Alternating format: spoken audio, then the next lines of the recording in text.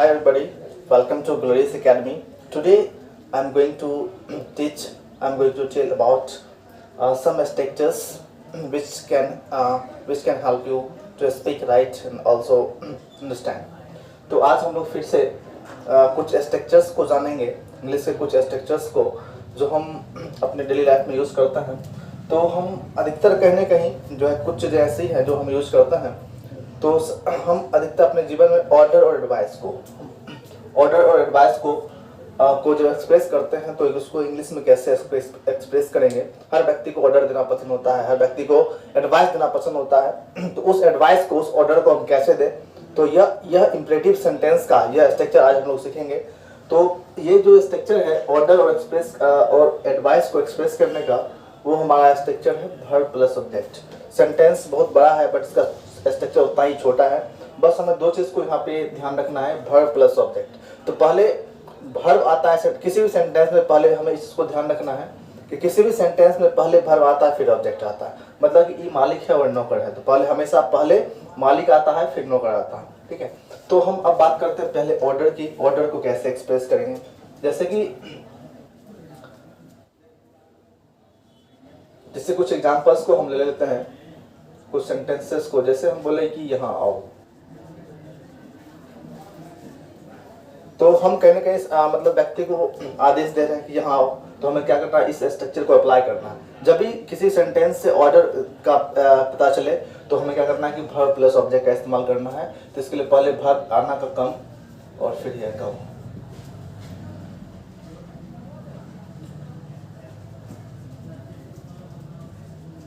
यहाँ से दफा हो जाओ, यहाँ से दफा हो जाओ। यदि किसी को हम कहीं किसी जगह से निकाल रहे हैं, भगा रहे हैं, तो इसके लिए इस सेंटेंस को हम बोलते हैं यहाँ से दफा हो जाओ। तो इसके लिए हमें बोलना है कि गेट लॉस्ट फ्रॉम हेयर। तो पहले वर्ब फिर से और फिर object, get lost from here. Next है बाजार जाओ, तो go to market, go to market. तो इसी तरह से जो है हम यदि एक स्ट्रक्चर,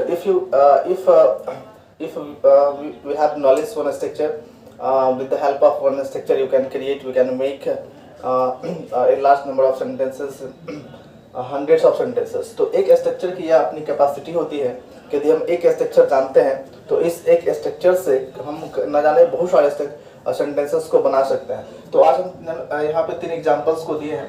इसी तरह से जितने भी सारे हम ऑर्डर देते हैं किसी को, जैसे कि एक और है कि जैसे एक गिलास पानी लेकर आओ, एक गिलास पानी लाओ। तो इसमें भी क्या कह रहे हैं हम कि व्यक्ति को ऑर्डर देना है, तो इसमें पहले फिर से वर्ब।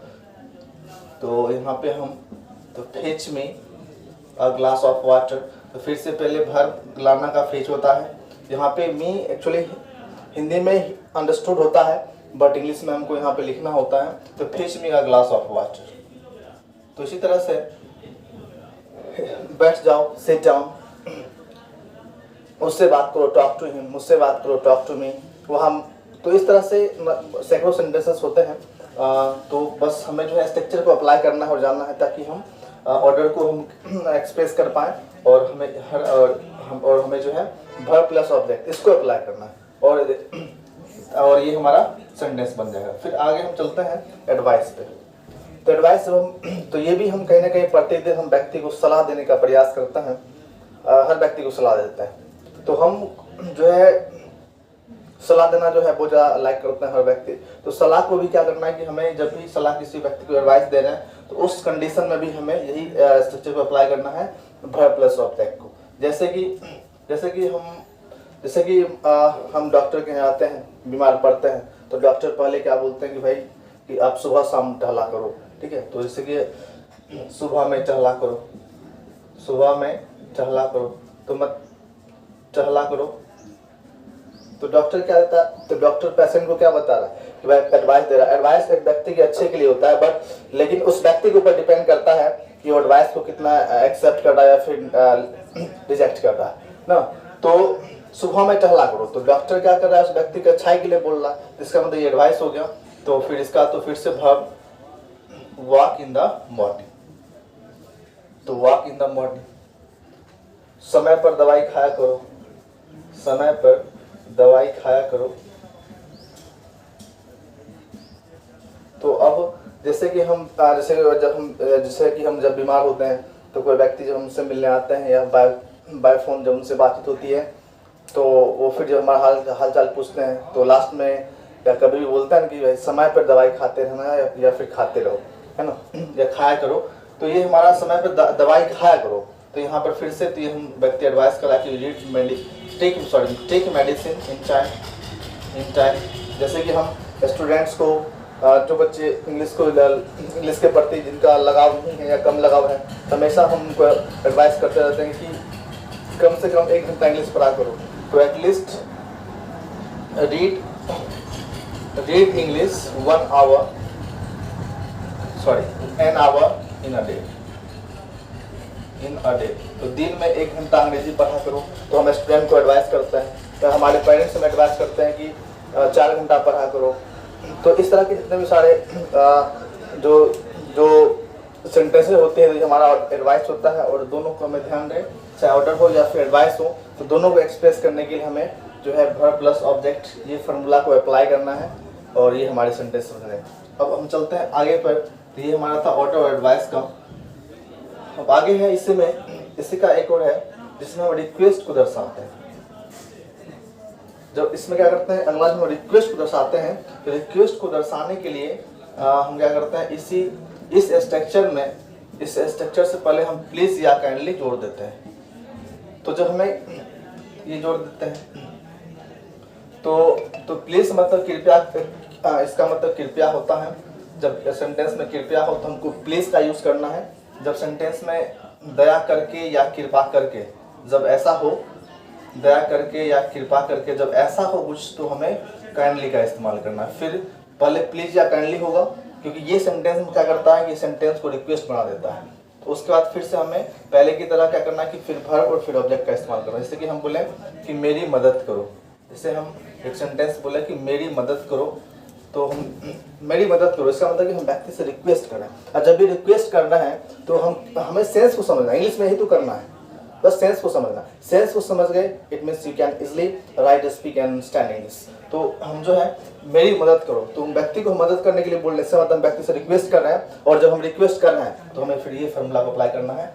तो इसमें कृपया मेरी मदद करो, मेरी मदद करो ये भी रिक्वेस्ट है, लेकिन अगर ऐसा बोलेंगे तो फिर हमारी मदद के बजाय जो है मदद नहीं हो पाएगी। फिर है ना कि हमें रिक्वेस्ट लगनी चाहिए कि रिक्वेस्ट व्यक्ति जो है रिक्वेस्ट करा, तभी सामने वाला व्यक्ति हमें हमारी मदद कर रहा है। तो कृपया मेरी मदद करो, अब ये रिक्वेस्ट बना। तो अब हम क्या करते हैं, कृपया के लिए प्लीज, मदद करना हेल्प, और मुझे कमी, ठीक है। दया करके कुछ पैसे दो। तो फिर से अब यहाँ पे आ गया दया करके, है ना, तो यहाँ पे फिर हमें काइंडली का इस्तेमाल करना है। काइंडली और फिर give me some money.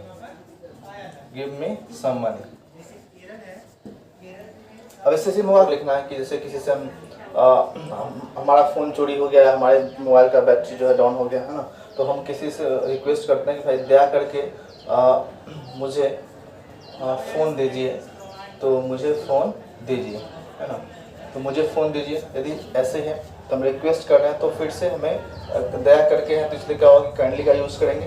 Kindly give me your phone. तो इसी तरह से हम किसी भी चीज़ के लिए रिक्वेस्ट करते हैं तो हमें प्लीज़ या काइंडली को दर्शाना होता है। ये हम नहीं, अगर इंग्लिश हम नहीं बोल रहे हैं इसका मतलब कि हम रिक्वेस्ट नहीं कर रहे हैं। जब रिक्वेस्ट नहीं कर रहे हैं तो फिर हम जो हेल्प मांगते हैं वो हेल्प हमसे तो वो हेल्प नहीं मिलेगा। तो हमें तो ध्यान रखना है कि स्ट्रक्चर को स्टेप बाय स्टेप फॉलो करो। और थोड़ा सा अभी इतना ही पे खत्म नहीं हुआ, अभी स्ट्रक्चर का जो सिलसिला लगातार जारी रहेगा। अभी तो हम लोग बेसिक से शुरू करेंगे, अभी तो थोड़ा सा बीच में डायरेक्ट हम इम्परेटिव पे आ चुके हैं, बट जो है हम बिल्कुल ही बेसिक से हम लोग जो है हमें एक इंग्लिश के में छोटी से छोटे जो सेंटेंस को हम नहीं बना पाते हैं, तो हम आज तो हम उसको बना पाएँ। मतलब छोटा हो सेंटेंस या फिर बड़ा हो या किसी प्रकार का सेंटेंस क्यों ना हो, चाहे हमको लिखने की बात हो, बोलने की बात हो, तो यू कैन तो हम हर चीज़ों को कर पाएंगे इजली। तो इसके लिए जो है आप जुड़े रहें हमारे साथ। That's all for today.